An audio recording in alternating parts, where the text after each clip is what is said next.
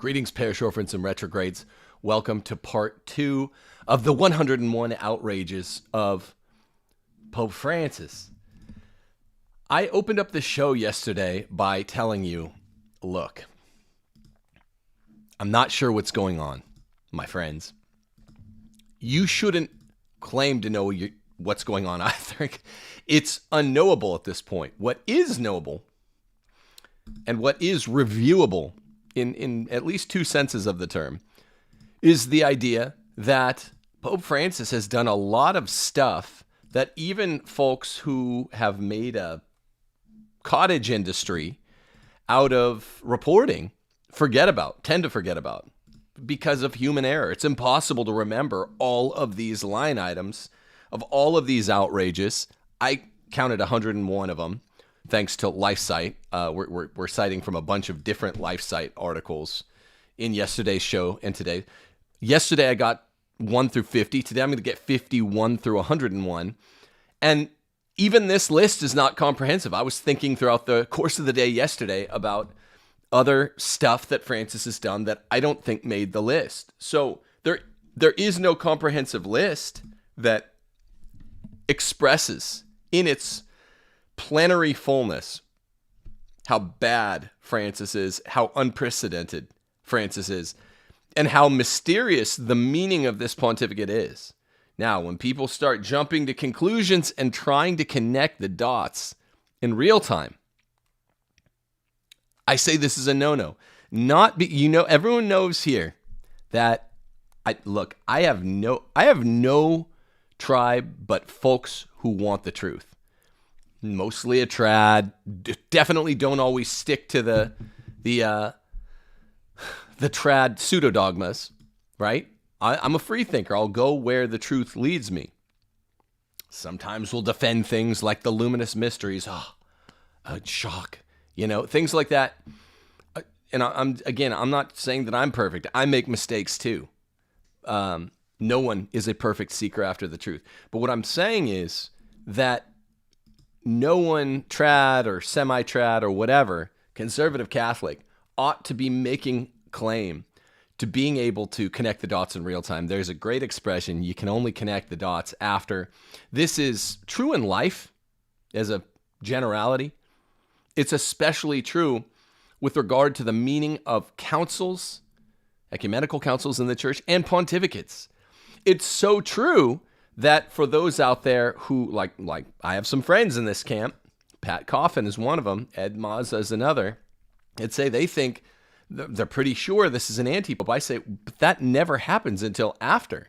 Now, you can't be sure it's not, but one is supposed to, with, submissive heart and submissive mind, go with what the church is currently saying, at least by majority, in real time. You can only connect the dots of a pontificate or an ecumenical council after. And even then, with the Avignon papacy, it took 70 to 80 years to sort it out.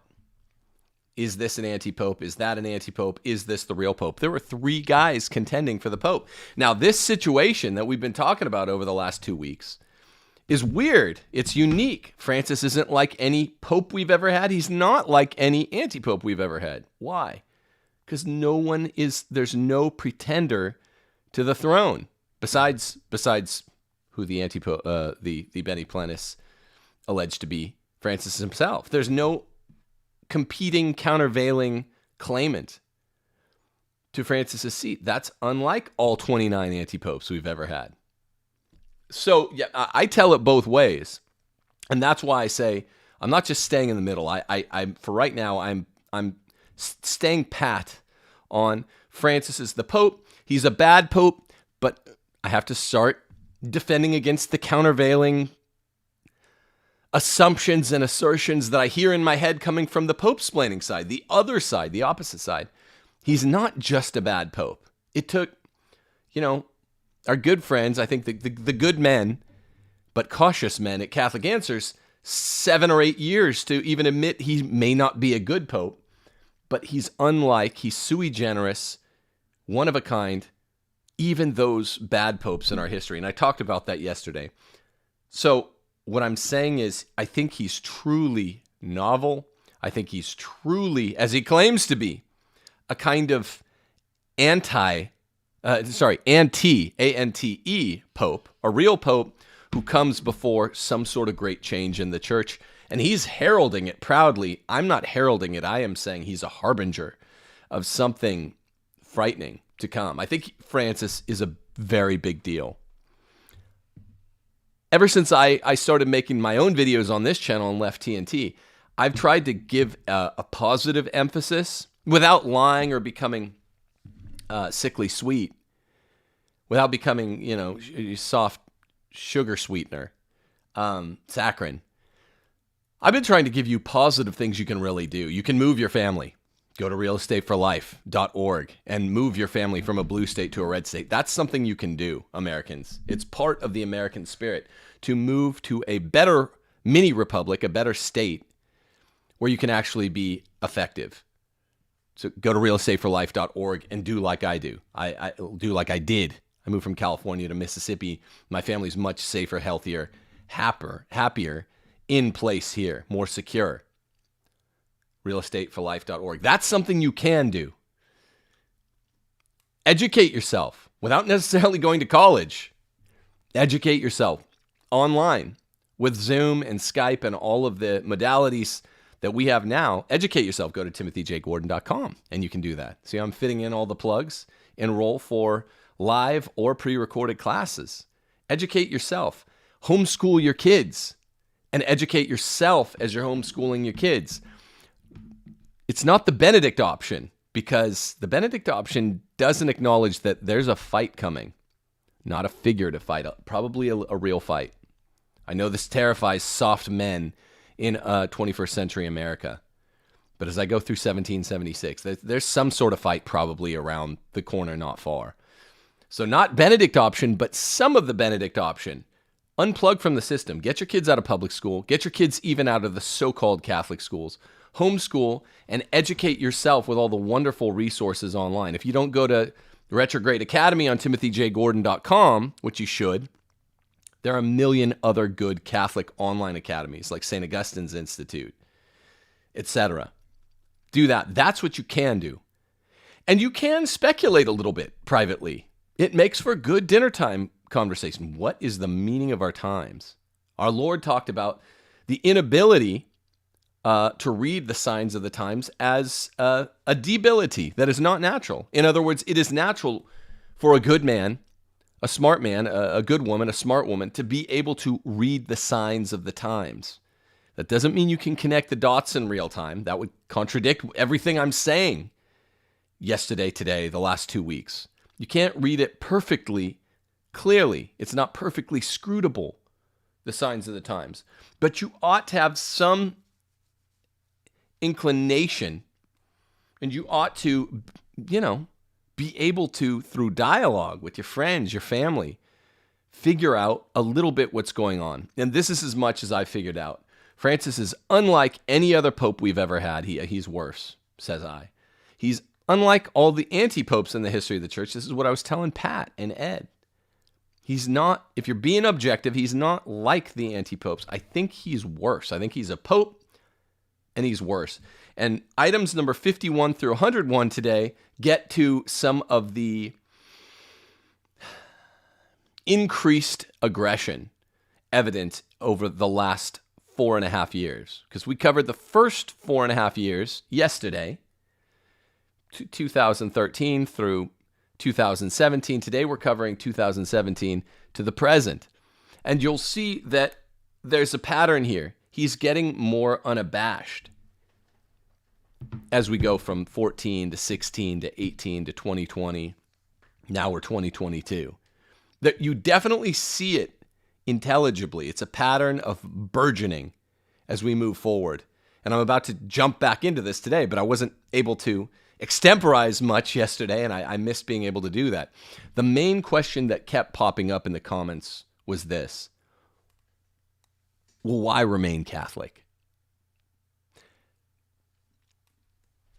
When I hear people ask this, I scratch my head. Okay? That's an odd question. And then I'm not trying to make you feel bad if you're one of the ones that asked it, but this This isn't a choice for me in the Thomistic sense, that the Socratic sense, really, that when a proposition is true, what is truth? Well, according to Socrates and Plato, it's justified true belief. That's what knowledge is. I came 11 or 12 years ago back into the faith, actually 12 or 13 years ago, back into the faith fully, not because I wanted religion for me or my kids, and not because I was sick of toiling like a dilettante on the edges, the periphery of Catholicism, and being a cafeteria Catholic, as I'd been raised by the Catholic schools to be. No fault to really my parents, or no serious fault to my parents, but the times of the 80s and the 90s, that's what they were. They were dilettante factories, half-assed Catholic factories, lukewarm Catholic production centers. When I came back into the faith, I didn't do so because I got tired of that. I did so because I learned some things that made it undeniable that Roman Catholicism is the one true faith. So that's your answer. Why remain Catholic? I don't know. It's like if I told you in a math class, oh man, this great mathematician, Descartes, was a bit of a scumbag. He's one of the Enlightenment forefathers that got university education off the track, that got Aristotelianism off the track. Old René Descartes was. He's the godfather of algebra. So I wouldn't begin to question that 2 and 2 are 4 because René Descartes did something sleazy. Like he trashed 2 of Aristotle's 4 modes of causation, which messed the world up in a major way. It doesn't mean 2 and 2 ain't 4. So when you guys are like, well, why continue to be Catholic? I'm like, we'll continue to be Catholic because I'll use the metaphysics epistemology. Intellectus adequates ratio, right? All your brain does is it captures what truth is, because man was wired to be the rational animal and to process it, intelligize it, if there's such a verb, to make meaning of it, or to recognize the meaning inherent in propositions, and then to be able to use rational speech to dialogue about it and unpack it further, right? So that's why I'm Catholic, because it's true.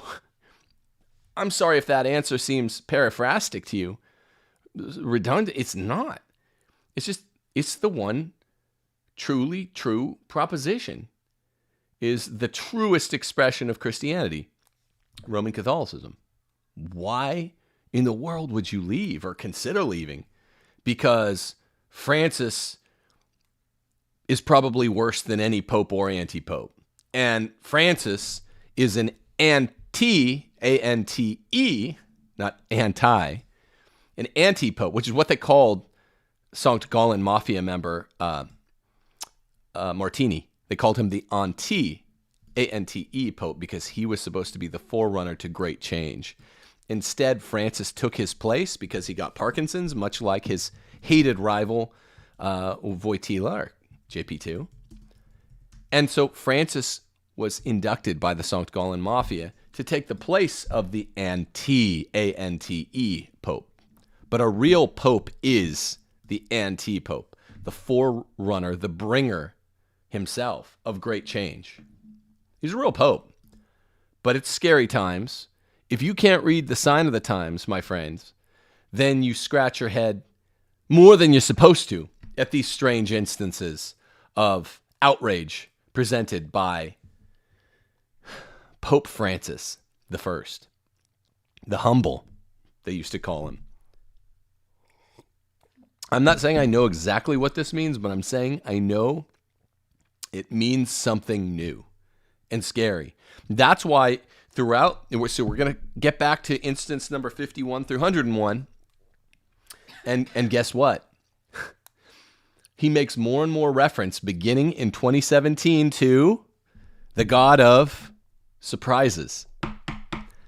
And I'll tell you this, last week, quietly, beneath the scenes, just as Cardinal Casper was persistent, even as he kept getting losses, at the hands of JP2 and Benedict throughout the course of 30 years, he kept going. He stayed the course. He never gave up on getting communion. He's evil, but you can admire his persistence. Getting communion to the divorced and civilly remarried. Well, similarly, Francis and his cronies, the same guys, Casper's one of them, are being persistent about the Sankt Gallen Mafia agenda's next two items: viri probati, married priests, and women ordained, women deacons. And it was supposed to happen at the Amazon Synod. It didn't for some reasons that I think I can explain, and it keeps coming up. It's being addressed at next year's Synod. It's one of the line items. And, and it was brought up at a mini meeting last week. Raymond Arroyo covered it on last Thursday's World Over. I'm appreciative to Raymond for that. Okay, so he's the anti-pope, but a real pope, I believe he is. You're going to see the God of surprises come up more and more and more. And what he's doing is he's paving the road to say, hey, look, stuff's going to change really weirdly, but I told you, if you believe me before, that our God is a God of surprises. It just means, it's like if you're telling your kids, hey, stuff's going to get really weird, but that's normal, don't worry. I don't know, a man who's about to divorce his wife. He's like, whatever happens in the next month, don't worry, it might really hurt. But if he's lying the way Francis is a liar, he might try to pave the way and say it's normal pain, it's healthy pain. You know, like divorced parents will tell their kids, oh, this is the best. We can be a better mommy and daddy for you. It might feel like it hurts, but it's actually better. This is healthy pain. That's what Francis is doing, greasing the skids by saying God of surprises. All right, item number 51. In 2017, after 500 years of the Reformation, in the 500th anniversary celebration, no doubt, it was actually a celebration. The Vatican issues a stamp in October featuring, I think before October, featuring Luther, put out a document saying Catholics now recognize Luther as a great witness to the gospel. A witness to the gospel. On another occasion, he said it is a, quote, very grave sin to try to convert the Orthodox to Catholicism, in reference to converting Orthodox or Protestant Christians. It's a sin to bring the gospel in its fullness to them. He said there is a very grave sin against ecumenism, proselytism. Well, ecumenism is not some good that can be sinned against. Only a good can be sinned against. A good or a source of good, God. Proselytism, yeah, it might be a sin against ecumenism the same way, I don't know, the good, quote unquote, sin against the wicked. Evangelizing is good. Ecumenism, I would say, is bad. So this is item number 51. And Pope Francis was outright saying it's evil to evangelize our Christian brethren. This is outrageous. If you can't see that, thank you. If you can't see that there's something more wrong with Pope Francis than merely being among a number of less good popes, then I would say, but without trying to be funny or any of that, go get your head checked. I'd say literally re-look at the facts. Open your eyes. Open your eyes. Open your heart to the truth that things are more messed up now in the church than they've ever been. Throughout all of these years, the Pope-splainers have equivocated between saying nothing's wrong, then on the other hand, they'll flop to the other end, and instead of admitting something's wrong, they'll imply it by saying, look at the Arian crisis. This is nowhere near as bad as the Arian crisis. Here's my strong reply, and you've heard me say it before to these Pope-splainers. The Arian crisis, representing the First Council in Nicaea and really the next 3 or 4 councils, Constantinople, Chalcedon, Ephesus, is this. there was a sincere effort. I'm not saying heretics are sincere, because they're warned. A persistent heretic like Arius was warned against saying what he said. He didn't understand the Trinity. It's a truly difficult doctrine, one of the most difficult in Christianity. But sincerely, he didn't understand it. He should have sincerely just said, okay, I'll go along with the teaching of Holy Mother Church. But he was making a sincere error, at least at first. Oh, I get it. Well, Christ says two natures, okay. But one's got to win out. He's got to be more God than man. And he persisted in that error, and it became a heresy. But look what happened next. Then they went too far, the Monophysites, to the other side. Okay, we want to be obedient. We want to not make the Arian heresy. We don't want to commit that fallacy of Christian reasoning. So we're going to say the other way. They're sincerely trying. Okay, so God's got two natures. Christ has two natures. And the godlike one wins out. He's more God than man. At least that doesn't divest Christ of his godhood. And then they go to, and then that turns out to be a heresy, right? That's 25, 50 years later. Then 25, 50 years after that, they're like, okay, Nestorianism, Apollinarianism. They're like, okay, he's fully God, he's fully man, but his natures have to be split. There has to be a dichotomy. No, that's a heresy. Okay, so they're learning, they're adapting. There's organic growth there. It's the beginning of Christianity, the first century of Christianity after it becomes legal and above board. It's no longer subterranean. The first 300 years don't count. Christians were living, worshiping, teaching one another quietly in the catacombs. They couldn't correspond with one another across the Mediterranean. The first truly Christian century is after Constantine legalized Christianity, right, with the edict. So then they move to Nestorianism, Apollinarianism. Okay, Christ has one nature, it's not split, but his mind is distinct from his human mind is distinct from his godly mind. No, okay, that is different. Fundamentally, at the beginning of organized Christianity, the first fully organized century of Christian thinking, the 4th century, having all these councils with people who are sincerely misled. The heretics should have had intellectual, epistemic humility and not insisted on what they're teaching. But this is different from once Christianity over the course of the next millennium gets fully organized, fully systematized, and has a rigorous system of philosophy greasing the skids between millenniums, between the first and the second millennium, represented by the scholastics, king of which is Thomas Aquinas. Everything is now laid out perfectly after the 11 and 1200s. Then it becomes a grave sin, not of misunderstanding or accidental confusion, but of obfuscation and devilish, deuced disorganization, making a mess, that started with this wicked heretic, Martin Luther, 500 years ago, got worse in the secular version of the Protestant Reformation, which was the Enlightenment, and then got way worse in what we call the postmodern era. Lots of confusion at our last ecumenical council. That's a complex story. I'm writing the book on that now. But Pope Francis comes along and says, I'm going to make a mess. Things are already a mess in the church. I'm going to do the kill shot. That's unprecedented.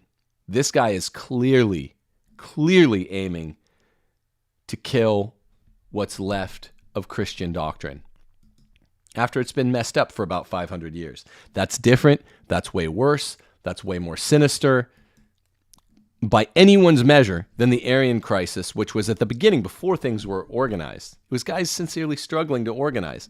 Francis is a guy sincerely struggling to disorganize what is already organized. Line item 52. Pope Francis, this is an outrage of omission, has systematically refused to deny that Amoris Laetitia teaches heresies when requested to do so in the dubia presented to him by Cardinals Brandmuller, Burke, Caffarra, and Meiser in September of that year. The latter two of these cardinals, rest their souls, Caffarra and Meisner, have since died. They died waiting, during a waiting period, to be responded to by the Pope. These dubia specifically mentioned grave disorientation and great confusion of many faithful concerning matters of faith and morals resulting from Amoris Laetitia. The submission of dubia by bishops and the provision of an answer, this is from LifeSite, to them is an entirely traditional and normal procedure. So the refusal to answer these is a deliberate choice on the part of Pope Francis. That's 52. And the reason it's not really a commission, it's an omission to act. From 2017 to 2022, he's never going to answer them. He won't. There's a prediction for you right now. Now, number 53, this is where things get at least a little entertaining. We move into 2018. We did most of 2017 yesterday. But here we go. Number 53. Francis starts, after 5 years of insulting his enemies regularly, and this is 2018 now, prepping up another 4 or 5 years of more aggressively insulting those he deems his enemies. He says this. He declared, "It would be wonderful if this teaching of Jesus entered our minds and hearts, and each of us would say, 'I will never insult anyone.'" This is an outrage for Francis to say. Outrageously hypocritical. He is the most sharp-tongued insulter currently living in public office on planet Earth. He insults people, and he says, though, that those who do so are using a way of killing a person's dignity. Remember, one of the last line items from 2017, before we closed yesterday, was he said his enemies in right-wing Catholic journalism are coprophagiacs and coprophiliacs. He's saying they eat poo and do other things with poo besides. He says, but don't insult someone. It's a way of killing their dignity. Okay? These each could be a line item, but we wanted to fit them all in because this could be packed. This list could be 200 outrages by Pope Francis. By way of fully expanding on outrage number 53 here, I give you some of the names Francis has called people. He called, they're usually trads, people that like the traditional Latin Mass. He said pickled pepper-faced Christians on one occasion. Closed, sad, trapped Christians are trads on another. Defeated Christians on another occasion. Liquid Christians. I don't even know what the hell that means. Liquid Christians. Creed reciting parrot Christians. You're a parrot for reciting the Apostles' Creed. This guy talks worse than the secular humanists over at, The Observer. Finally, he says those watered-down faith, weak-hoped Christians. He is a hateful, evil man. Catholics who focus on church traditions, he says, are museum mummies, direct quotes. Men of cloth face the brunt of church's fulminations, according to LifeSite. He has called some of them vain butterflies, smarmy idolaters, and priest tycoons. I mean, see how much effort, how many resources of his faculties go into coming up with these vivid images? That's a hateful man. What is he, H.L. Mencken? These are clever. After saying to insult someone is to kill anyone, and saying people should say, I will never insult anyone, these are the clever, somewhat highly crafted insults he's throwing at usually right-wing Catholics. He's described some seminarians as potential little monsters. The Pope calls priests who rejected his COVID restrictions and gave sacraments anyway, holy good men, called them adolescents, like they're babyish, like they have a babyish rebellion against their parents, like a petulant child. He implied they're not fatherly by refusing his COVID protocols. This is all part of number 53, and most of these have been in 2018 or later. Pope Francis has told nuns from around the world that they must be spiritual mothers, not old maids. He's referring again to traditional, slightly more austere nuns, old maids. Rigidity and imbalance, he says, fuel one another in a vicious cycle. Rigidity is his word for trads. And these days, the temptation to rigidity has become so apparent. As more and more people resist him, no one's in love with him anymore after 2013, 2014. I never was. I always knew. Never fooled me on this one. Or lots of you probably weren't fooled by Francis. But center of the road people loved him at first. No one loves him anymore aside from lefties. In a press conference aboard the papal flight back to Rome after his 3-day visit to Romania, he singled out Catholic fundamentalists, who he said have a nostalgia for returning to the ashes of the church. The church is in ashes?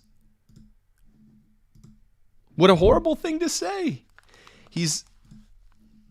Okay, this is not a bad pope. This is a bad man who is the worst pope ever. Let's get it straight. I always try to understand what's behind people who are too young to have lived the preconciliar liturgy, but who want it. This is, I think, in 14 or 15. I'm including it with all the 2018 instances. Sometimes, Francis continues, I've found myself in front of people who are too strict, who have a rigid attitude. And I wonder, how come such a rigidity? Dig. This rigidity always hides something. Insecurity, sometimes even more. Rigidity is defensive. True love is not rigid. He's constantly taking shots at those he deems his enemy. So he says, don't insult others. He says insulting others is a form of homicide, character assassination. And he says it's really bad. And he is the ultimate insult artist. Number 54, Outrage number 54 by Francis. Still in 2018. He said that popes in past centuries ignored the primacy of mercy over justice. Mercy does not enjoy a primacy over justice. They coexist in some sort of eternal,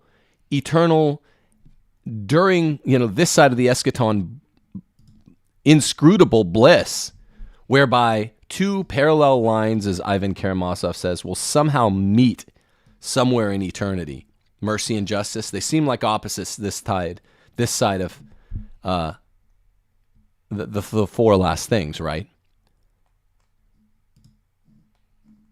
Death, judgment, heaven, hell. But they're not. But we don't know how.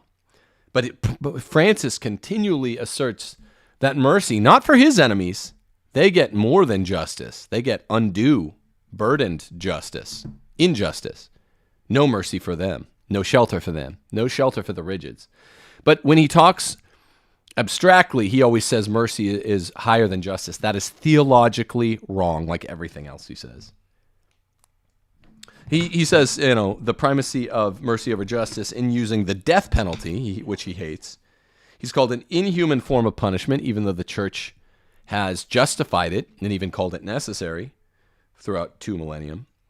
And he's changed in the catechism a change that is not sustainable, that is a theological error. He says it's always inadmissible. JP2 modified the catechism in 97 from 94, from 3 years before, probably getting heavy pressure.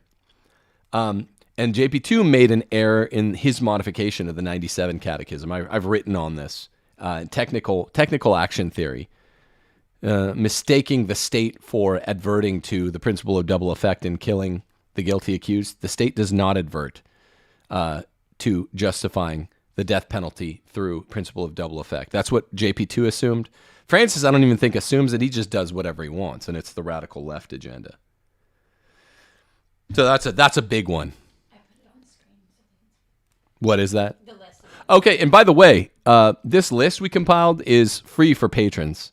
It's the way we've compiled it is it's numbered by years. If you total them up, it is 101 outrages. We did get this from, most of these come from LifeSite News articles who have been good about documenting this stuff. And it's on the screen. And it's on the screen now. Number 55, it'll appear as number 4 for you in 2018.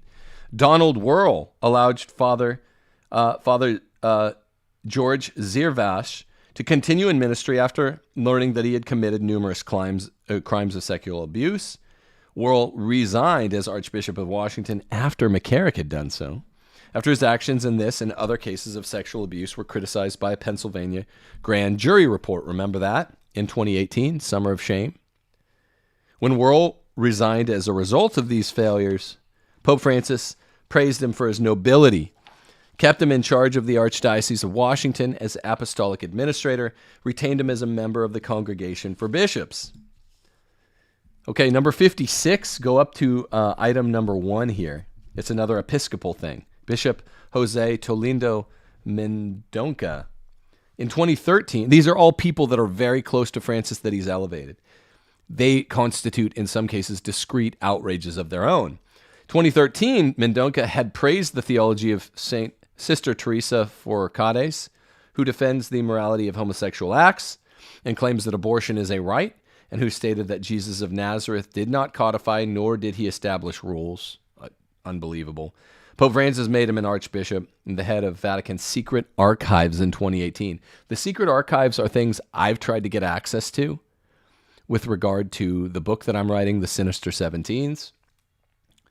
They have the fox in charge of the hen house. We need the archives. We need the good guys in charge, letting other good guys get a peek behind the curtain, and this ain't going to happen. Francis also chose Mendonca to preach the Lenten retreat to the Pope and high curial officials in 2018, which was scandalous. That's 56. Line item 57. It appears as number 5. Line item 5 in 2018. Slow year in 2018 by Francis's standard. I know a lot of you guys out there think, oh, JP2 kissed the Quran at Assisi and changed the death penalty and reified hope for a Catholic feminism. I hate that stuff too. But the list of JP2 grievances would be, I mean, they'd be big grievances. I don't know if you could call okay, kissing the Quran, that's an outrage. I'll give you that. Some of you, think the addition of the luminous mysteries would be one. Okay, but we're talking 5 or 6 line items. People are going to, okay, maybe 10. All right. I'm trying to give you, I don't want to get written about this. I know a lot of you are, I'm not a JP2 fan. I never have been, but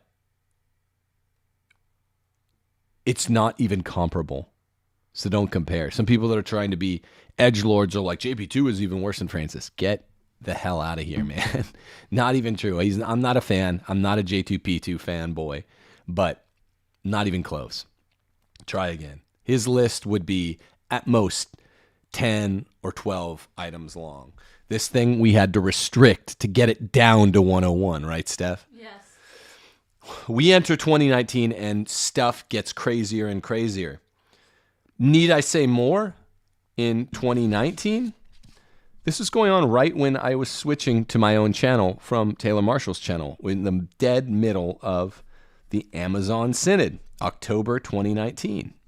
October is a big time in Francis's pontificate. It was a big time in the way Taylor and I were covering this because I was on contract beginning in October, ending in October.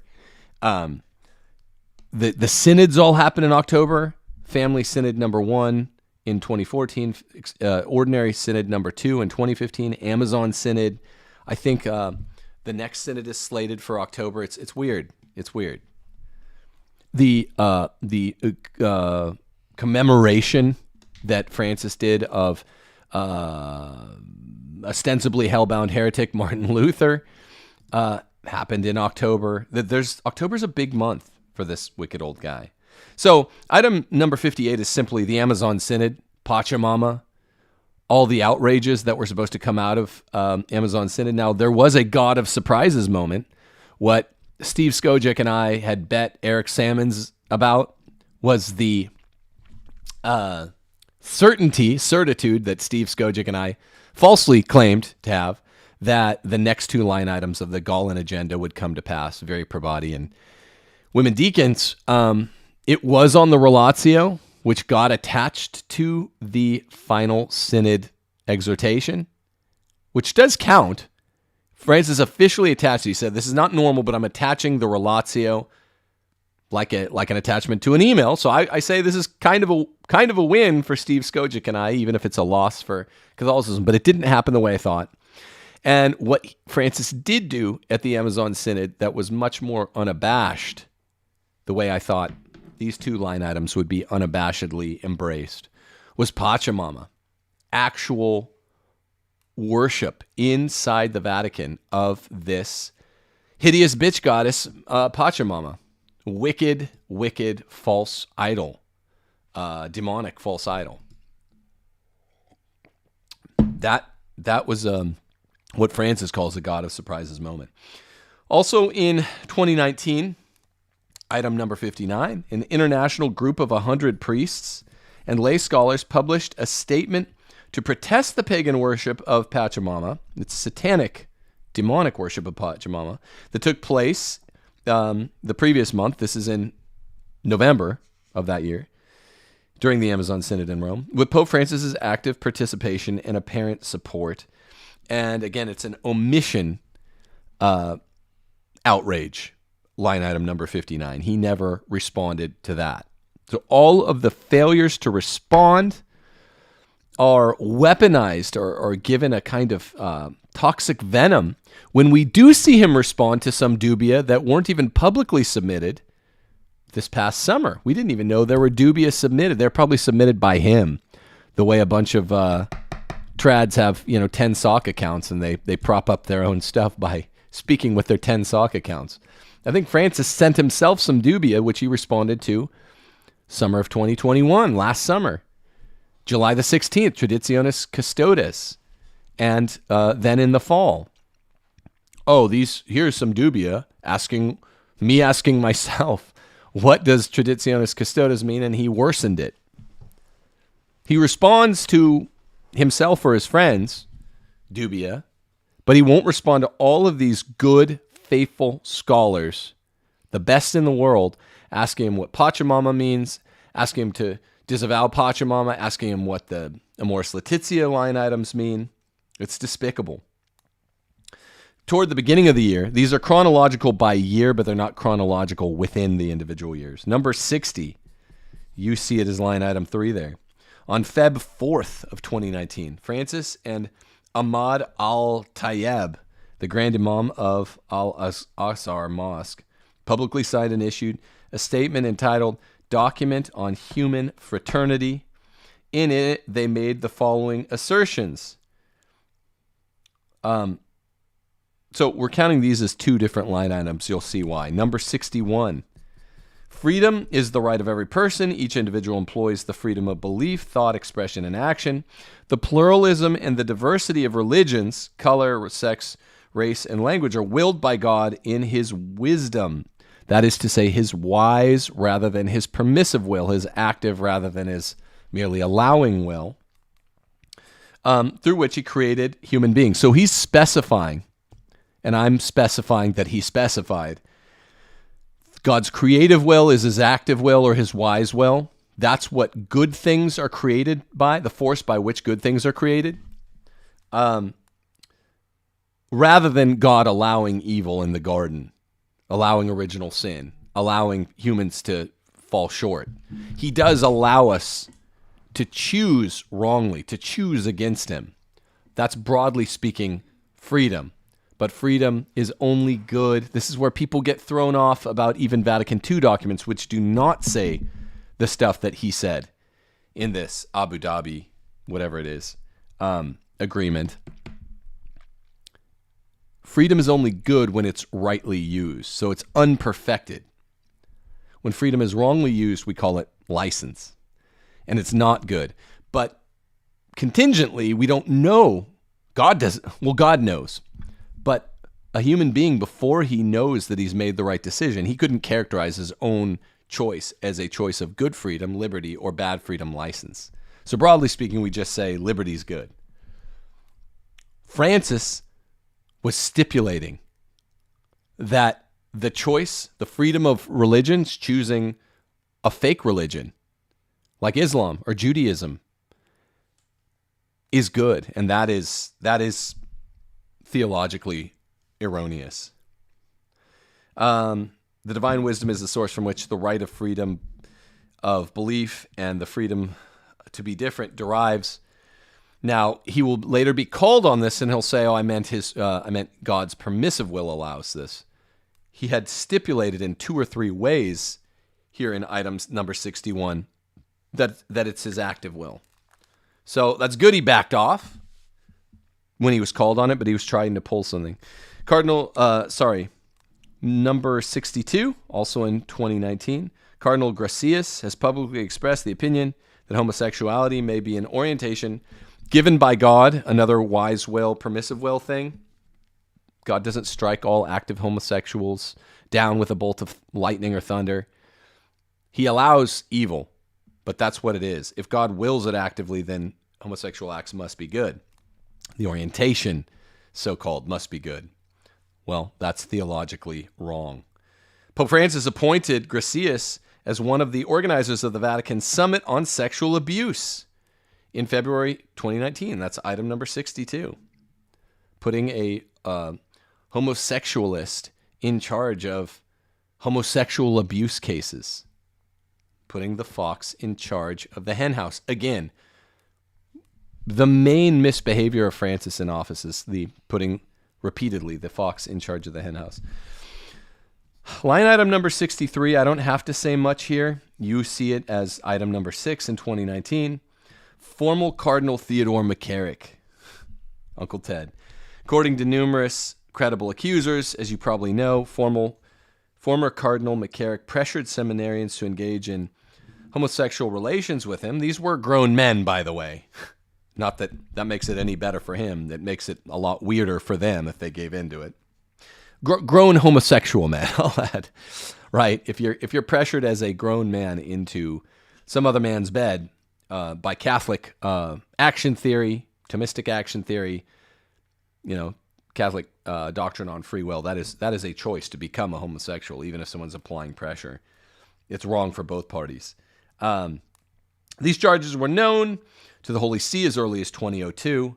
Between 2005 and 2007, the Diocese of Metuchen, which is just badly named in retrospect, Diocese of Metuchen and the Archdiocese of Newark paid financial settlements to two priests who had accused McCarrick of abuse. It is a spiritual fatherhood, though, so there is an undue pressure there. I'm not seeking to trivialize that, but if your priest puts pressure on you, you got to say no. Pope Francis was personally informed of this behavior in 2013 by Archbishop Vigano and was told the Pope Benedict had placed restrictions upon him. Pope Francis brought McCarrick out of retirement, used him for many important tasks, including trips as a representative of the Holy See to Israel, Armenia, China, Iran, and Cuba. He accompanied Pope Francis on his trips to Israel and Cuba. When Vigano asserted in August 2018 that Pope Francis had known from 2013 on that McCarrick was a serial predator, the Pope refused to answer this claim. This was sort of the launch pad for the heavily watched TNT shows after the Summer of Shame. In February, 3 months later, the former cardinal was returned to the lay state. Despite the example of the former cardinal's behavior, the subject of the homosexual abuse of adults, and in particular of seminarians, was excluded from discussion at the Summit on Sexual Abuse that took place in Rome the same month. Remember how Francis keeps line items in documents that he wants there, and he keeps out the line items that he doesn't want there. He never allowed, let me reread that last line, the subject of homosexual abuse of adults, particular seminarians, he never allowed it in. It was excluded explicitly from discussion at the Summit on Sexual Abuse. Well, this was most of the sexual abuse.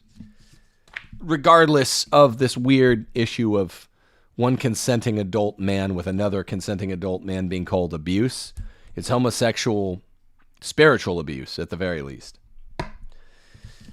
Line item 64. Pope Francis has failed to speak a word in support of popular campaigns to preserve Catholic countries from abortion and homosexuality. For example, before the referendum to introduce abortion into Ireland in May 2018, he didn't say hide nor hair, heard from Francis. It's an omission type outrage. Number 65. At the opening of the Mass of the Synod of Youth, that's one we don't talk about too much, the year before the Amazon Synod in 2018. Not much happened there for once. Francis carried a staff, I remember this, in the form of a stang, an object used in satanic rituals. Thank you, LifeSite. Again, thanks to LifeSite, most of this comes from there. Contrary to the false debunks, which is like agitprop item number 1, false debunks, they're everywhere now. It was a stang, a satanic, demonic ritual stang.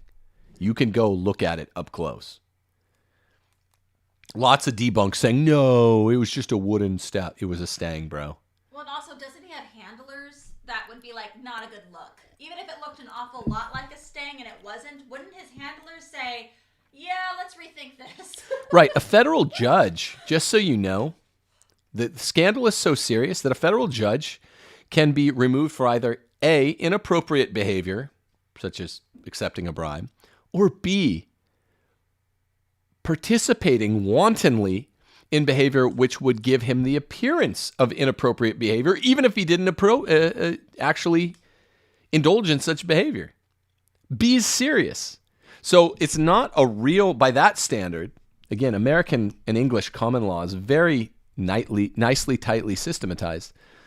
All these Pope-splainers are like, you didn't prove that with 100% certainty that he knew it was a stang. Maybe not. It's still an outrage, baby. This is a satanic staff. You see a pattern with Pachamama? You see a pattern with all the demonic things he's saying about it being a sin to evangelize, to bring the Gospels? He is something like a forerunner for an Antichrist figure. Not necessarily the Antichrist, but there's no other conclusion to take as I go through this stuff. Some sort of forerunner, some sort of, I think Coffin calls it a remote dress rehearsal. Line item 9 in 2019 is actually outrage number 66. During the Synod on Youth in 2018, also, Pope Francis wore a distorted rainbow-colored cross, the rainbow being a popularly promoted symbol of Globo Homo. Number 67 in 2019, also during the Hong Kong protests, Francis was criticized by Catholic clergy in Hong Kong, led by Cardinal Joseph Zen, a hero, criticizing him for not taking a stand against China, and instead being quoted as saying, quote, I would like to go to China. I love China. Francis compared the protests in Hong Kong to those seen in Chile and France. The China connection to this pontificate is devastating. And we can't even devote that much time to it here because there's so much else. So much agitprop against the one true faith by its Vicar of Christ on earth. Item number 11 in total, outrage number 68. We're still in 2019. Item 11 in 2019. During his general audience at the Vatican today, Pope Francis condemned Catholics who go to church every day but go on hating their fellow men. He said it is better that they don't go to church. No.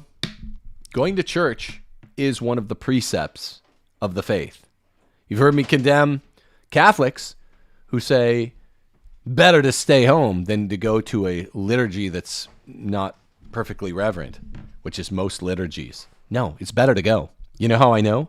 Because I'm Catholic. It's one of the precepts of the faith. You can't question a precept. You know why? Because it's preceptual. If you wind up at a bad liturgy, you know, we drive an hour and a half to get to a TLM. If you wind up at a bad liturgy because you don't have an hour and a half, 3-hour round trip that day, go somewhere. Even if it's a bad liturgy, that's on the priest. That's not on you. That's just the Catholic teaching.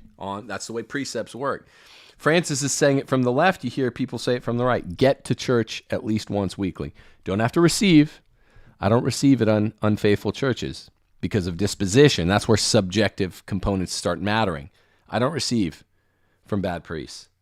I receive when I go to New Orleans, the TLM. But you have to go. Number 69. Pope Francis advocates sex education in schools, saying he believes children must, quote, must be taught objective lessons about human sexuality that aren't soaked with ideological colonization, end quote. He means kids must be taught gay stuff. They must be taught pervert stuff, not from Catholics. He wants the secular humanists teaching your kids. He wants your kids corrupted. The ideological colonization that he's saying ought to be avoided is Catholic moral theology. Pope Francis, whether he misbehaves on his own or not, is the Pope of the sinful loins. That's what all of the marriage, communion, divorced, remarried, mercy is all about. If he can get to where he wants to go, normalizing homo behavior for clergy and otherwise, well, obviously he has to, before you can get to that degree of unnatural vice, you have to normalize all the much more normal natural vice, like fornication, adultery, etc. And he wants to, like Globo Homo worldwide, he wants to take your kids' minds. Item number 70. In 2019, Pope Francis reportedly pulled his hand away from pilgrims who were attempting to kiss his ring at the Marian Shrine of Loreto on whatever that was, I think, or the spring of that year, if I'm remembering that correctly. I remember a lot of this chronologically. And you heard my buddy Pat Coffin talking about this incident, line item number 70. Now, as I pointed out to Pat, I never got a good answer, and we were talking about it some off-channel, texting about it 2 nights ago. I was like, wait a minute. If Pope Francis were an anti-pope, Pat, then this would be him, by pulling his ring away and by not letting himself be called Vicar of Christ, this would be Francis secretly signaling the truth on that theory. I don't buy that theory, that he's an anti-pope. That doesn't make sense. Why, if he's an anti-pope, would he be leaving breadcrumbs for keen-eyed observers to see that he's an anti-pope, not a real pope? That doesn't make any sense. That's not what an anti-pope would do. He'd be trying to pick up the crumbs, not let anyone know. It's odd that he did this. I think it's just taunting, trolling traditional Catholics. Maybe it's worse, but I don't think it's what I mean, you got to deal with that fact. Same thing. I said this to both Ed Mazza and Pat. Same thing in reverse with Pope Benedict. Why, if he's wearing the white garments and still is called Your Holiness, why would he be working with Francis, who's doing the opposite, to signal the same thing, Benedict and not Francis? If they're signaling it, why not just say it? And people are like, well, because Benedict can't say it, because Francis is pressuring him. I'm like, I know, but then why would... People thought they were one step ahead in the comments. But then why would Francis also be joining the costumery signaling by both popes? Why would Francis be helping him? That's the question that people can't answer, that Benedictinists can't answer. And don't. And I've asked. And I asked because they're my friends and I like them, and I don't find it so objectionable we can't talk about it. I just like answers. I'm a free thinker, man. Or try to be. Item number 71 in 2019 still. Item 14. Pope Francis tells teens they're not a disciple of Jesus if they try to convert non-believers. Jesus says, Great Commission, my believers will go out and spread belief in me to all the world. This is the closest and most literal expression, instantiation of something called the anti-gospel ever. Let me repeat it. He tells teens they're not disciples of Jesus if they try to convert non-believers. That is literally the opposite of the truth. You are not a disciple of Jesus if you don't go out and try to convert non-believers. Item number 72. Pope Francis said in a television interview with a Mexican journalist that if Christians were to convince themselves that homosexuals and those in, quote, irregular relationships are children of God, things would change a lot, meaning the church teaching has to change. The faithful Christian regard for faithful actual church teaching has to change, not the homos themselves. This brings us to 2020. I don't know why we don't have much for 2020. We have a lot for 2021. Oh, because of COVID. Oh, he was holed up. That's what it was. 2021 happens. 2021 happens, and then shit gets real. It just explodes. 2020 was because of COVID, that he was just holed up doing whatever he does in there. Item number 73. 2020, item number 1. On March 20th, we'd just been ordered under lockdown here, right? That was that week. Francis asked the dicastery for promoting integral human development, that's the really bad dicastery, to create a Vatican COVID-19 commission to express the church's concern for the crisis generated by the COVID-19 pandemic, and propose responses to the potential socioeconomic challenges deriving from it. Outrage. Outrage number 74. Pope Francis says, direct quote here, this is also LifeSite, I think, "No one is saved alone," end quote. He calls on men to save each other. Anti-gospel. That I try not to be hyperbolic here. That is literally the anti-gospel, as much as saying that the Great Commission is a sin. Pope Francis, a couple lines above, says the Great Commission by Jesus of the apostles, go and convert all the world, is a sin. That's anti-gospel. What else is anti-gospel? Is saying that men can save men. No, only God can save man. He's not dumb, folks. It's either, again, I just want a Catholic Answers guy on here. They're nice. A lot of them are very sharp. I just want to be like, dude, can you watch my list? I'm not a troll. Some trads think I'm a troll because I say I like the luminous mystery. I'm not trolling. I'm just saying what I think is obviously true here. I'm not trying to troll the Pope splainers. They're sharp guys. Jimmy Akin, Trent Horn, these cats are smart. They are. I don't just say that about anybody. Joe Heschmeyer, smart guy. Nice guys. Good Catholics in their private lives. I think these guys like the Latin Mass. They live the priest. These are good, smart men. Trent Horton's wife seems super nice. Trent Horton's wife seems super nice. I'm not saying I haven't seen anybody else's, but I was really pleasantly surprised when I watched Trent Horton's. He did a show with his wife where he brought her on the way I bring Steph on. So it was a delightful show. I don't typically watch Council of Trent, so I don't even know what compelled me to watch. I think I was just interested. I saw he'd done that. They have a delightful rapport. I have nothing but nice things to say about the Catholic Answer guys that I've dealt with behind the scenes. There's a lot that goes on behind the scenes. You probably have noticed in trad Catholicism now. They're nice and smart guys. I've had Akin on the show. I've had Trent Horn on the show. I've had Joe Heschmeyer on the show. Everyone's been on this show. Tomorrow, Athanasius Schneider is going to be on the show. That's going to be a big deal. Yeah, by the way. But I'd like to have them on the show with this list. What of it, Not trolling. Dialoguing. Outrage 75. In 2020, Pope Francis appoints 13 new cardinals, some of whom are very pro-LGBT, and I think most of whom back communion for adulterers. I think that's just everyone. Every cardinal or bishop on the Francis program is super Amoris Laetitia. We need some mea culpas for all the people that were saying the 2014 Synod, the 2015 Synod, leading to Amoris Laetitia, the post-synodal exhortation.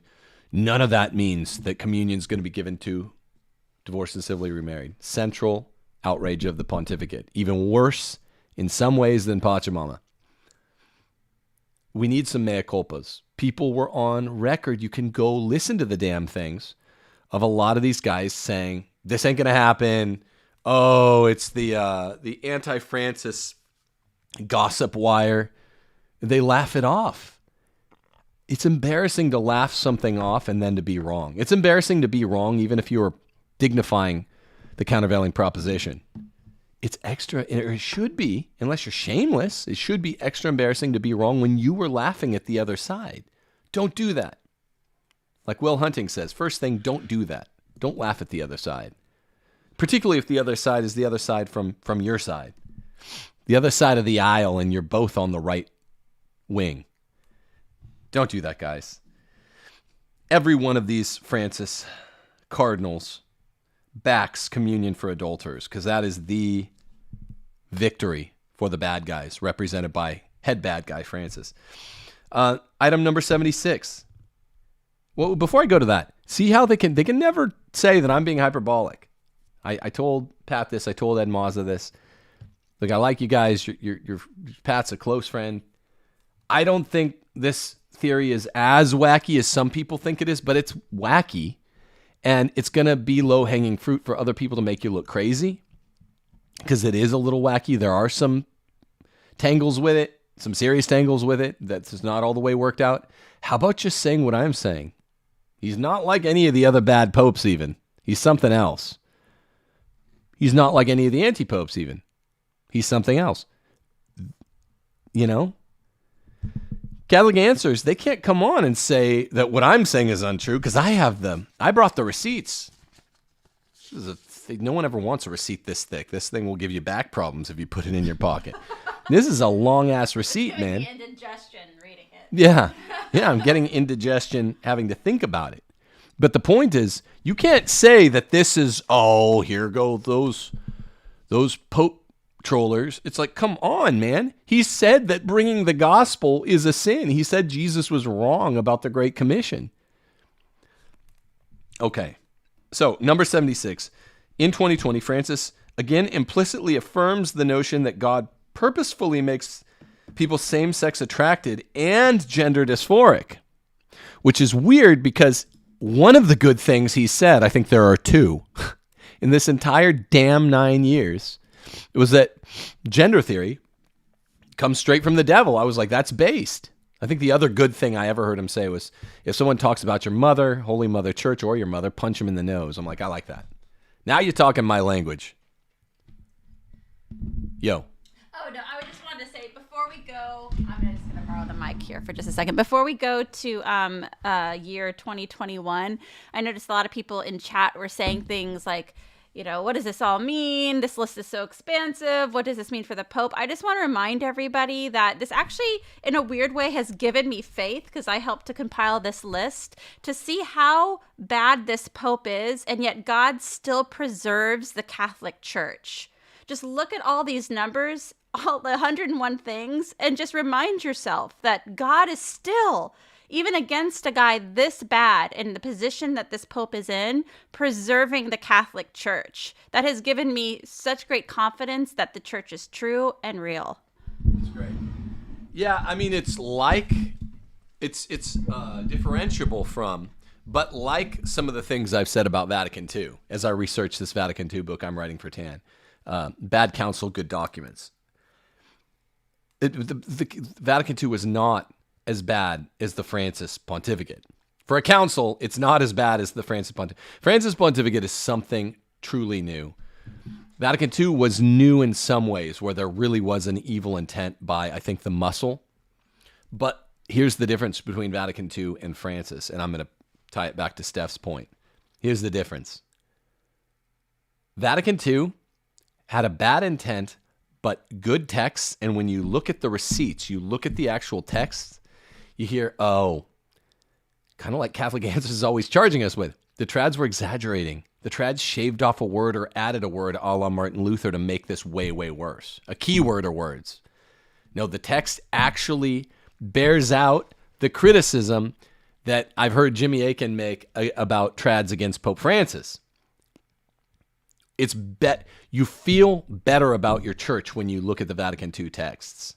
There's some bad intent, and there's some real weaponized ambiguity and codified heteropraxy that you can't deny about Vatican II texts.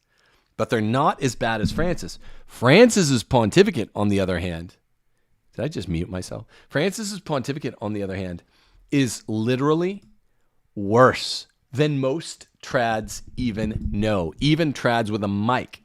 Forget. Amoris Laetitia has like 8 theological errors, not even all of which are related to communion or divorce or civil remarriage. Some are things like you can't go to hell forever. That contradicts the gospel. What? There are other things like that. So Francis gets way worse when you check the receipts. Vatican II gets a bit better, even though it seems really bad on its face. And it remains somewhat bad because you see what the muscle prelates were doing there. And it is bad. But checking the documents, makes you feel better. In either case, Steph's point about Vatican II, Francis at a much higher level, they actually reaffirm my faith, because this is the ultimate takeaway, and it's not a cope, okay? It is not a cope. It's just real. because it is amazing indicia, evidence of the Holy Spirit protection of the indefectibility of the church, that we could have a pope this bad, not just a pope that liked women a little too much, right? God bless him. He just never got his skirt chasing days out. I mean, I'm not trying to trivialize, but not just that. The Pope the God vouchsafes his church against even arguably a council and definitely a pope who are the authors with the pen in hand. All they have to do, one stroke of that pen, and contradict the whole inviolability of scripture tradition together in magisterium. And they didn't do it. In other words, the inviolability of the church is so vanguarded that the document is even protected against the author with pen in hand. That's unbelievable. Francis has to do this stuff by codified heteropraxy. Amoris Laetitia is really bad, but guess what? He had to use Vatican II style codified heteropraxy. He had to leave it under a hermeneutic of continuity. It was still really bad. It was still really obvious what he was going to do, but he had to do the whole stunt with the Buenos Aires bishops. That's because the text, the main way that human intellectus works is by text. The way it operates is we seem to be getting a sense over the last 100 years at what's protected in the church and what's not. The most literal plain text reading of a Catholic text in the magisterium is protected. Even if guys like Francis and his cronies, the Sankt Gallen Mafia people who are a generation younger than the Karl Rahners of the world, even if they are allowed by the permissive will of God to do codified heteropraxy, we're getting some sneak peeks behind the curtain. But the point is, the textualist straight up read of texts and meanings of the magisterium are protected by God, even against their authors. It's like magic. It's like, I want to write a letter to Steph saying, I love you. And it's like, if I love you. But it's like if I wanted to write that and my hands are being frozen by God. It's amazing evidence of the indefectibility of the church. Francis is the worst man on planet Earth right now, and even he can't do his damage more directly, more proximately, more profoundly than he's been able to do. The church will survive this wicked, wicked old ruin named Francis. Even if he's Pope. And I think he's Pope. I don't think he's an anti-Pope. There's limited evidence for which claim, but most of it is heavily controverted. I think he's actually Pope. I'm not a Benny Plenis, and I think the church will survive him easily because of the things Steph's pointing out. So that's why it's great faith, and that is not a cope. If you're calling that a cope, the rationale I just articulated, then tell me why. He's a wicked dude. We all agree. Why doesn't he just write there are 4 persons in the Trinity and end it all? You got to tell me that. He doesn't do that. He can't do that. Supernaturally, by one means or another, I don't know what it is, he is forestalled and even occluded, even precluded from doing that. You probably hadn't thought about it that way, had you? That is not a cope. So that was item 76, that Francis had affirmed same-sex attraction as natural, gender dysphoria as non-demonic. Telling specifically a group of Italian parents who affirm their children as LGBT that, quote, God loves your children as they are. That's that permissive versus wise will thing again. Which is weird because I've seen him say at least twice that gender theory is from the devil. He definitely plays both sides. And this is something I used to debate with my brother at the beginning of the pontificate. He plays both sides so he can have one time on record saying the other way. So everyone overreacts. They're like, look, he said something good. Pope Francis is the greatest pope ever. He said there's 3 persons in the Trinity. One drop of poison in the cup is all it takes. And he said gender dysphorics are natural more than he said that it's a diabolic pseudo-philosophy. He's smart. He's smart. The left is cunning. They're also aided preternaturally by a psychology that is vastly more cunning than any of us. Item 77, Outrage 77. Did we just move into? No, we are in 2021. Now we're in 2021. So now this will ring more bells. Buckle up. By the way, Coffin said on my show that he'd done 4 interviews with Eugenio Scalfari, the old 97-year-old atheist. He's done 11. I said 10. I think it's 11. Sometimes they're a little hard to discern where the distinctions are, interview to interview. They're actually 11, I think. Item 77. Francis maintains getting COVID vaccination is a moral obligation, which is theologically wrong. The CDF contradicts this. Francis states that people had a responsibility to look after themselves, quote, direct quote, and this translates into respect for the health of those around us. Healthcare is a moral obligation. The church has contradicted this time and time and time again. Who was the only institution on earth to care for people in the western part of the Roman Empire when the Black Death came? The martyrs of the Black Death, Roman Catholic priests. Rome was left in darkness. The political and theological power had recently shifted to Constantinople when Constantine had shifted the capital there. The people of Rome felt abandoned. Then the bubonic plague hit. And guess what? The church was the only one. If it was a moral obligation to care after your health, then Black Plague, which is a real pandemic, not a fake plandemic, that would have been a sin by Francis's anti-gospel reasoning. 78.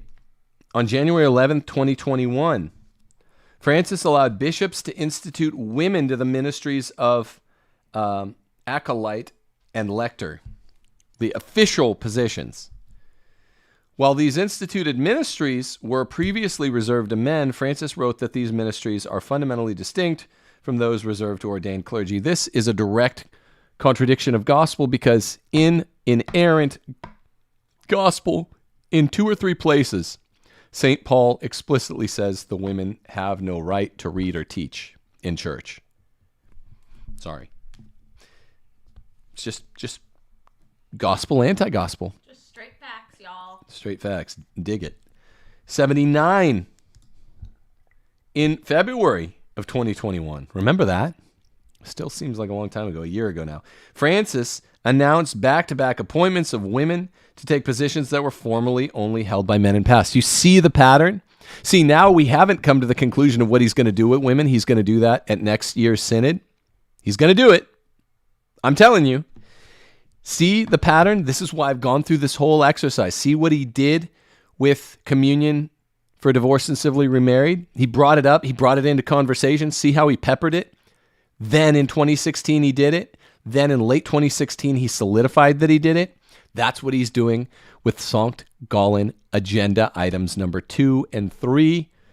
Cardinal Walter Brandmuller is the one that told us the order of these 4 agenda items. Communion for civilly divorced and remarried, Vere Probati, women deacons, intercommunion with the Lutherans. We're working on 2 and 3 now. He is, rather. As part of this outrage number 79, Francis appointed Francis, member of the Javier Ministry Missionary Sisters, Nathalie Beckhart, as the first co-undersecretary of the Synod of Bishops, besides an Italian magistrate, Katia Sumaria, also became the first woman promoter of justice in the Vatican's Court of Appeals. He's just warming everyone up. Oh, he's doing new stuff with women, new allowable stuff with women, because he knows the average Catholic out there doesn't know the difference between doing unprecedented, unallowable stuff with women vis-a-vis appointments. Got what I mean?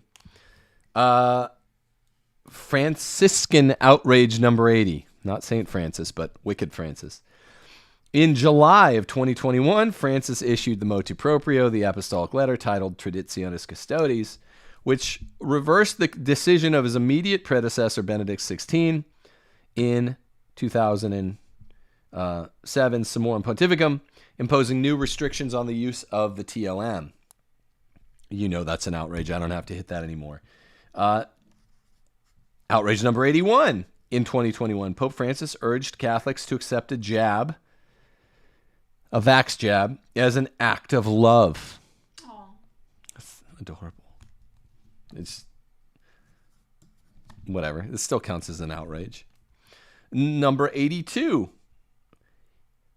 Outrage 82. He says, I believe that ethically everyone should take the vaccine. That's just stupid. Outrageously stupid. Item number 83. By the way, we recently, as I concluded my manuscript as a co-author called Don't Go to College, the last night of writing, Steph was helping me research then too. Just got that manuscript in last week after having dinner at a friend's house. And she was amazed to read for the first time. She'd heard me talk about it a lot. The specifics of Event 201, held October the 18th, 2019, about 40 to 45 days before the outbreak of pandemic COVID-19. And what can you say a word on what you thought I was a little crazy before that, but then you saw the specifics of Event 201 held by Bill and Melinda Gates, Johns Hopkins University. It talked about what most? The social media connection was really, and again, this is on their website. So sometimes when Tim does shows like today's show, he'll ask me, hey, I'm not sure about this fact. Will you please, just take 5 minutes or whatever, look into it. I end up spending, I think, a good hour and a half on Event 201, which on their official website, they're not even trying to hide it. They're saying this is what we're trying to do. And one of their major objectives is to entangle social media with COVID protocol and how they're actually going about canceling information, promoting information. And they say outright, they're like, yeah, we're going to work with faith leaders, people in trust to give information on what to do during the COVID pandemic. And I kept like slapping the table every time I would read something like this. And I was like, Tim, I can't believe this. This is unreal. This is exactly what leaders to do. A month before it broke out. And there's very little daylight between this woman and myself. We talk about a lot of this stuff. It keeps stuff interesting. We talk about the faith. We talk about some philosophy. We talk about goings on in the world. This is one of the few issues she was ever like, sometimes the Agenda 2030, Event 201, plandemic stuff, because I'm in this forthcoming documentary called The Greatest Reset. Sometimes that sounds a little wacky to me. And she was never like mocking it, but she was like, I'm just more skeptical there.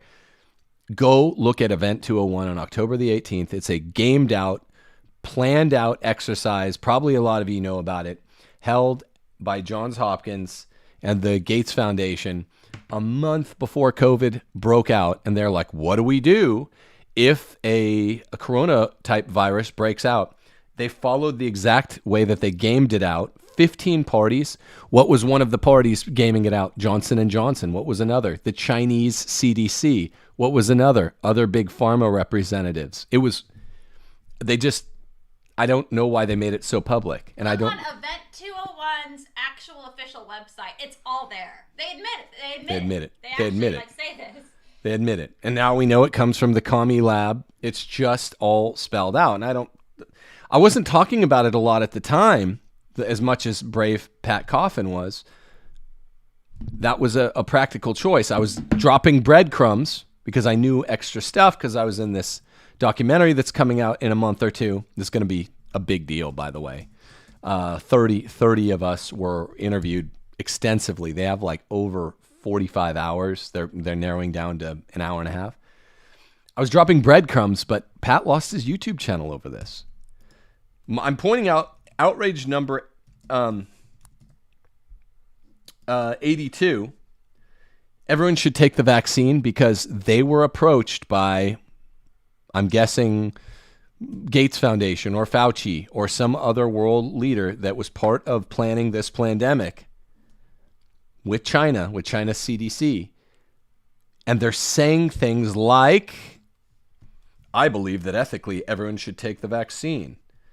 Outrage 82 or Outrage 81. taking the jab is an act of love. The other big thing at Event 201, by the way, was that even I was surprised to see. I'd overlooked it. I've looked at this thing 5 times. Was that they were saying we have to use social media to push experimental vaccines, which should be stockpiled, and to convince people to take experimental vaccines, not just trusted vaccines or trusted me. I mean, go look at it. It'll blow your mind. Outrage 83. A senior Vatican official confirmed over 21 Easter, Pope Francis invited a group of transgenders to the Vatican to receive COVID-19 vaccines. Pope Francis previously gave money to the same group in 2020 when COVID restrictions prevented them from working with their usual customers on the street. Okay. 84 outrage is in late 2020, early 21, in the documentary Francesco by Evgeny Afanasyev. Oh, sorry, that should be in 2020. That was me. Yeah, so 2020 was one longer. Pope Francis said, but it was late 2020, who cares? What we have to do is a civil coexistence law. They, homos, have the right to be covered legally. I defend this. The CDF, Congregation for the Doctrine of the Faith, reaffirmed real Catholic teaching, as it always does. No, civil unions cannot be allowed. Francis says the opposite. Outrage number 85.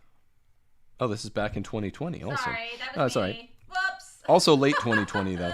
I remember. Pope Francis launched a new partnership between the Vatican and the UN that aimed to educate the world in sustainable lifestyles. Event 201 here was big on sustainable lifestyles. Get faith leaders to say it. They got it.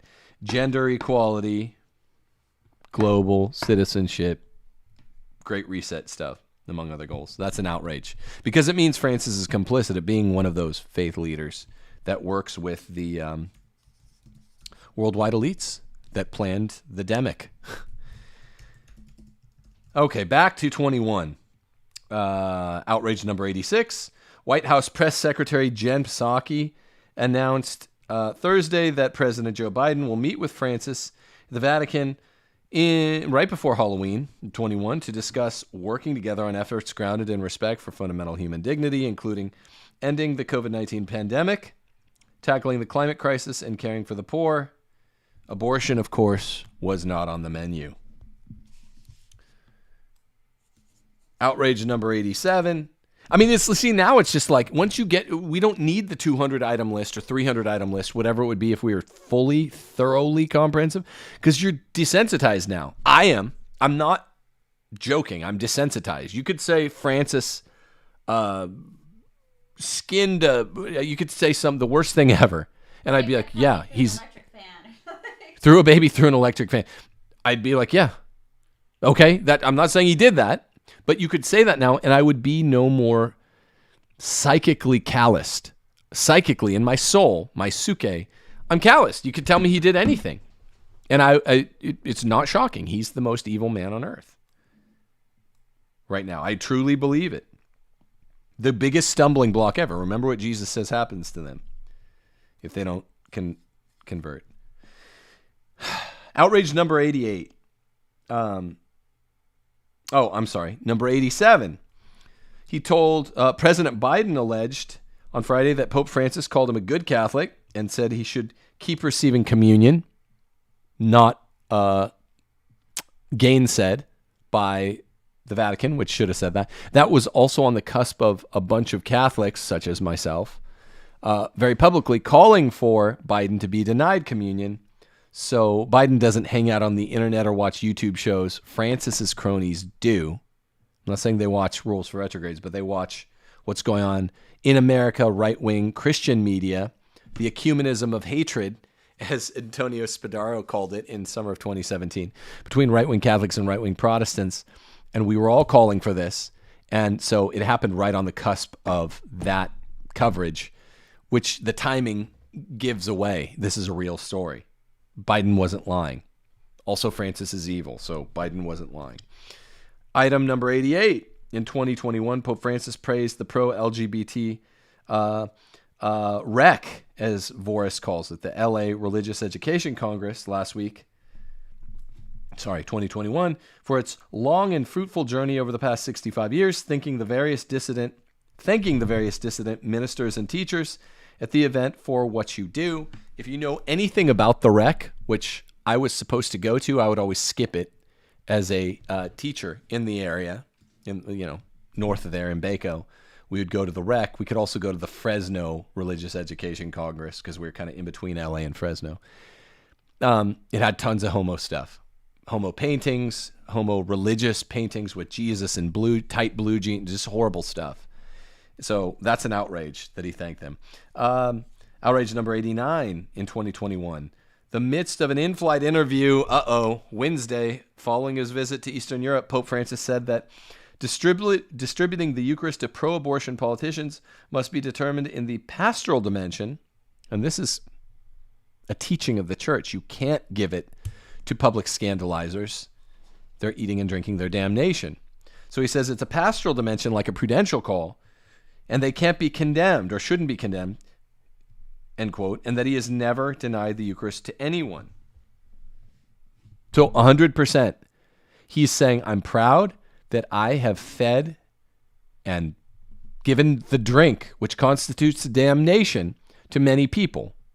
He's never turned anyone away, and he thinks you should do like him, never turn someone away, which is against the direct teaching of the church. Anti-gospel.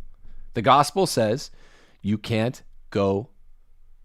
It's actually after the gospel. The New Testament and St. Paul's inerrant writings say you're eating and drinking damnation if you go to communion without going to confession, if you have a mortal sin on your soul, which these pro-abortion politicians definitely do. Francis says no. Do the opposite of what the gospel, the New Testament, tells you. Outrage number 90. This is tiring doing it this way. I don't normally do shows this way, but this is very good. In true globalist phraseology, Pope Francis is called for a new world order. That's a direct quote, according to LifeSite, following the COVID-19 pandemic, just like Klaus Schwab, who wrote a book called The Greatest Reset. Great Reset, yeah. But Steph, also, you thought that I made that up, that it's a great reset. I was like, no, Klaus Schwab, who dresses like Nosferatu. I just saw him in one of his new Nosferatu outfits 2 days ago. He dresses like Nosferatu, and he says COVID-19 will be a great reset. The subtitle of The Great Reset, his book, which Steph didn't know existed, is what? What's the subtitle? The Great Reset. No, it's You Will Have Nothing and You Will Like It. Well, I don't think that's the official subtitle. That's just what people call, or a subtitle. No. It's like a subtitle. Oh. You're right. It's COVID-19, subtitle, The Great Reset, subtitle, You Will Have Nothing and You Will Like It. It's a new world order. You're going to be a bug man. You're going to live in smart cities, in pods. You're going to eat bugs. And Bill Gates is meanwhile buying up all of the farmland in America. And you're not going to live there any longer. You're going to live in smart cities and eat bugs, according to some theories that are looking less and less wacky by the week. So Pope Francis is now, this one I didn't know about, that Francis has used the NWO term and connected it specifically to the Great Reset after the pandemic. He also advocated for global change on green issues, always tied to this, always also tied to strong, forceful, militant population control. All these guys are one and the same. Remember Jeffrey Sachs from yesterday's show? Jeffrey Sachs was an advisor on Laudato Si and has been in and out of the Vatican this whole time.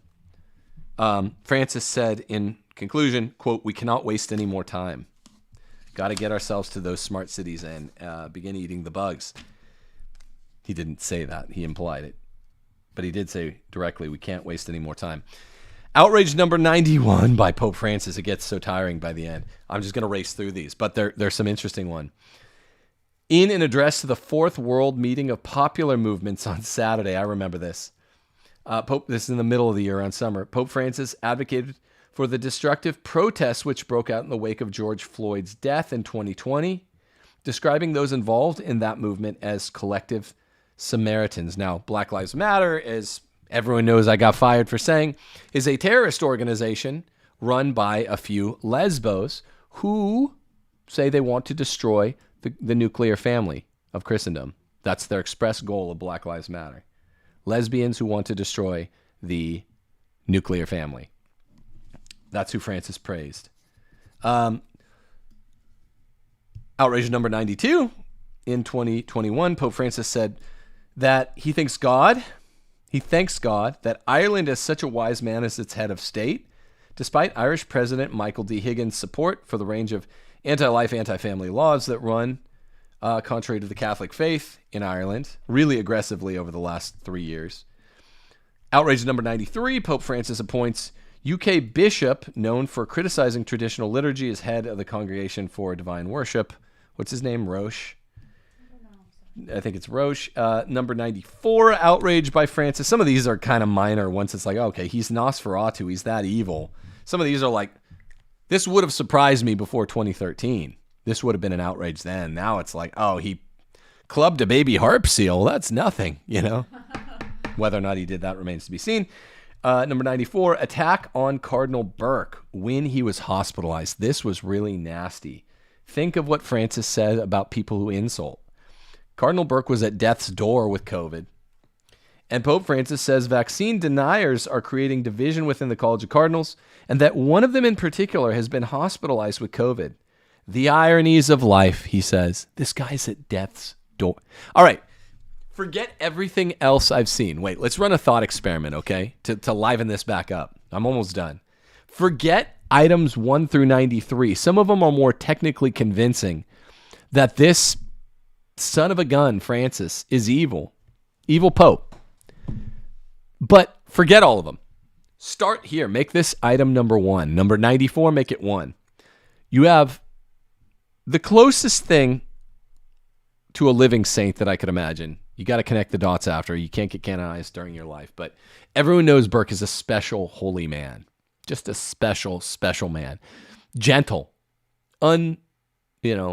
Superhumanly gentle. He's at death's door. Francis hates him more than anyone. And Francis goes, oh, the ironies of life. He says this publicly about one of his spiritual sons, the cardinals. He's Dr. Evil. I mean, forget everything else. Make this a 1-item list. Catholic Answers, what about that, man? That's not a normal mean guy thing to do. Yes, Francis is mean. He's preternaturally mean. Okay? Would someone answer for this, you know? So forget all the theories, which are pretty clear, like the COVID stuff. Forget all the theories which are a little less clear. Forget all of the theories about that I don't think are true, like the Beneplenism, there's very limited evidence for. Forget all that stuff. Forget St. Gallen Mafia even. Address this, some Pope-splainer. What does this mean? You point out when one of the more ridiculous conspiracy theories arises, you ignore the slightly more credible ones, and then just utter crickets when there's something that's undeniable, like this is a mean-hearted bastard, right? This is a mean son of a gun. That when a holy, holy man is at death's door, I'm not talking about the Pope necessarily. I'm just saying your average run-of-the-mill mean-hearted bastard, okay? Who, a holy man like Cardinal Burke, is at death's door and he says, oh, the ironies of life. I'm not talking about Francis, right? What would you say about that? This COVID denier. And it's also in our abstract theory, we're not talking about anyone in particular. Just a guy, your neighbor, is a big pro-vaxxer, hates people that don't take the vax, is prone to fits of rage for non-vaxxers. Then he hears about, oh, you're a Catholic, ain't you? What about your Cardinal Burke? I read about this in National Review. They sometimes cover Catholic stuff. Wasn't he an anti-vaxxer too? Yeah. The ironies of life. Now he's about to die. That's what a mean-hearted bastard does. Forget everything else that I've said, and I'm going to conclude with the last 6. But that tells you what you need to know about the kind of man that Pope Francis is. Think about it.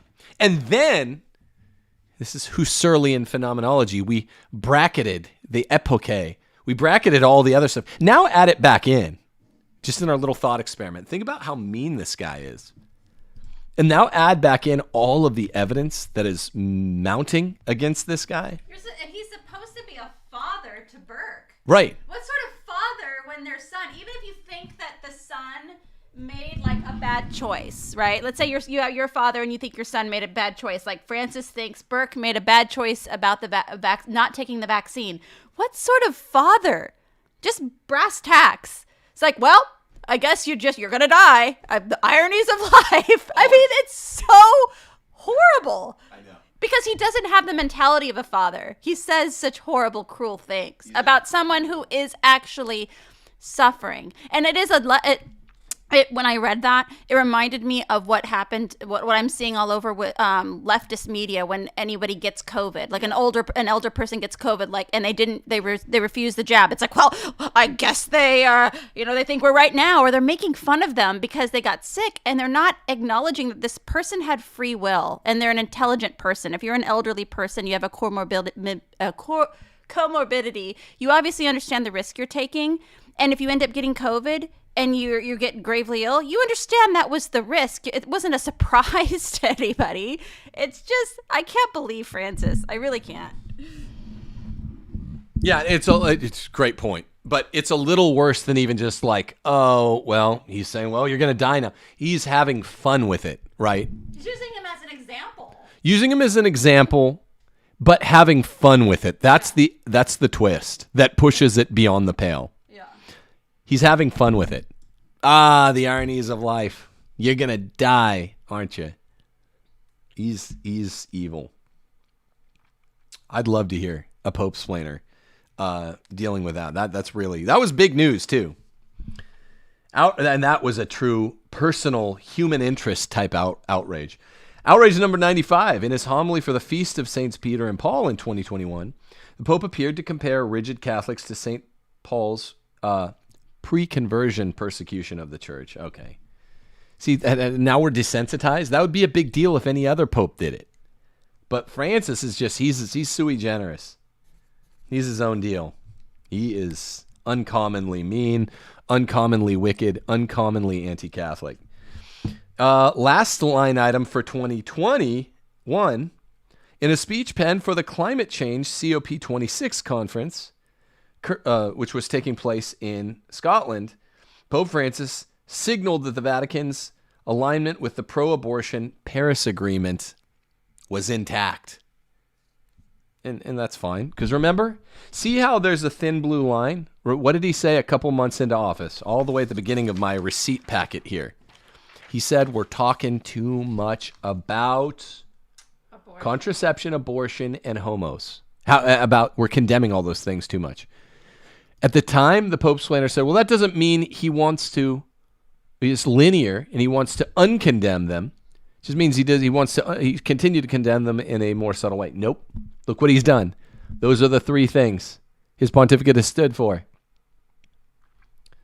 Normalizing globo homo for all the gay priests out there. Like, let's just quit BSing each other. For all the, I don't know, what is it? Half the priests out there?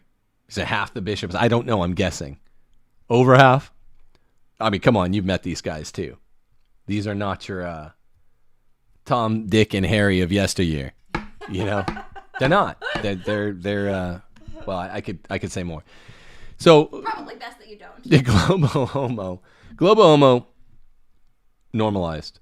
Contraception. Toss in the other forms of porneia, meaning really this other sex stuff.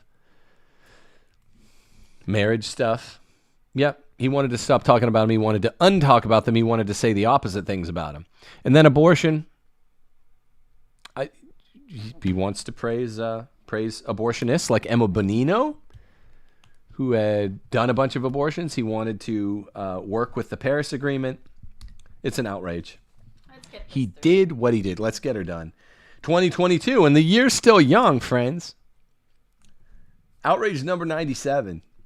In January, it was just last month, Francis said during a weekly audience that parents of gay children should offer support to the children instead of condemning them. Now, are the Pope-splainers going to bother to stick their heads up and go, he just means support them while gently correcting them? No.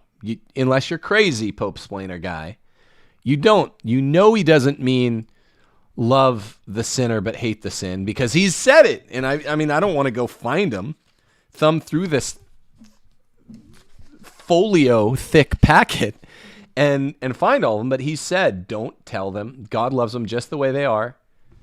Gay is beautiful. Gay is normal. Okay? So he said this just last month. Outrage 98. In a recent handwritten letter to an American nun, Pope Francis thanked her for 50 years of advocacy and ministry to LGBT queer plus Catholics. Okay? Mm-hmm. Outrage number 99. It's all old now. Nothing shocking. Remember the Jane's Addiction album? Nothing shocking. Yeah. That unholy cover. Vatican journalist Ed Penton, friend of the show, broke the news that in the previous year, Pope Francis had met twice with Burke, the CEO and chairman of the pharmaceutical company Pfizer. You know them as Pfizer, silent P. I didn't know this. P and Z here. Yeah. P and F.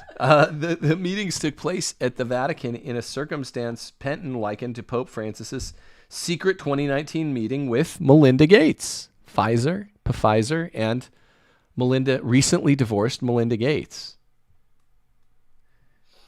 They're on the same team, Pfizer and Gates. Outrage number 100. I'm never doing anything with 100 line items again. This is exhausting. And with Francis, you know that they're all going to be like detailed and you're going to have the receipts on them. So I couldn't just read the top line for these like I thought. Did you know that yesterday I was fool enough to think I could get through all 101 in one show? Oh. I am a dummy to think that I could get through all of those. Because with Francis, if it was the way the Pope-splainers arrange it always, it would just be, hey, there's this assertion and you can't really back it up the way some of the apocryphal trad lore out there on the internet is. And then you look it up and it's like, oh, there's no evidence for this, or there's all this counter evidence against it. There's none of that. All of this, I'm like, I don't want to do a crappy job. I want to tell you everything in support of this. So I couldn't just read the top line. That's why this took like 2 long shows. Outrage 100. The Pontifical Academy for Life is set to stage an online and on-site event. This is back from 2021. Oh, sorry. Boop. Late 2021, but this happened from 27th to 29th of September, entitled, quote, Public Health and Global Perspective, Pandemic, Bioethics, Future. That's a scary F word when the evil guys are saying it, future. The Vatican has heralded the event for hosting world-renowned speakers such as, amongst others, Dr. David Barbie, the president of the Pro-Abortion World Medical Association, Dr. Carissa Etienne, the director of the Pro-Abortion Pan-American Health Association, Dr. Jules Hoffman, who won the Nobel Prize for Medicine in 2011. That always means something bad. Okay, that's 2021. This is also 2021. We end anticlimactically with a late 2021 thing. Final outrage that we saw fit. Pope Francis congratulated UN Secretary General Antonio Guterres for all the effort he has made for peace. Guterres had used the COVID-19 crisis as a means to promote access to abortion worldwide.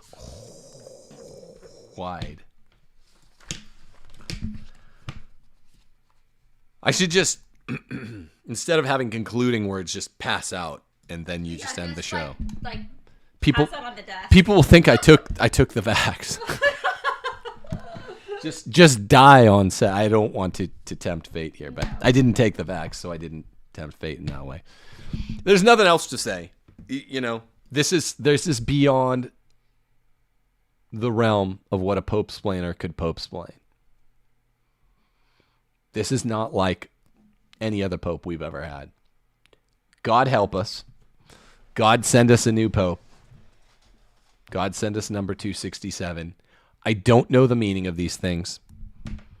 As a scholar, I've gotten half decent at saying, I know what this means. I don't know what that means. I'm not sure what that means. I know it's, in the short term, not good. In the long term, like Steph keeps pointing out, it just shores my faith back up. Even someone as evil as Pope Francis, unprecedented in the church, can't ruin the church. That's why you stay in the church. That's why you don't leave. That's why you don't join one of these other groups that are semi-Catholic.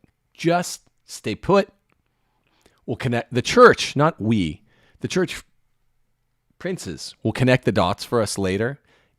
I'm going to admit this much. It's pretty damn interesting. It's a Chinese curse for a reason. Be alive during an interesting time. That's us. There's a lot going on. But don't leave the faith. God wills it in his wise will that you stay in the faith. God bless you all. Peace.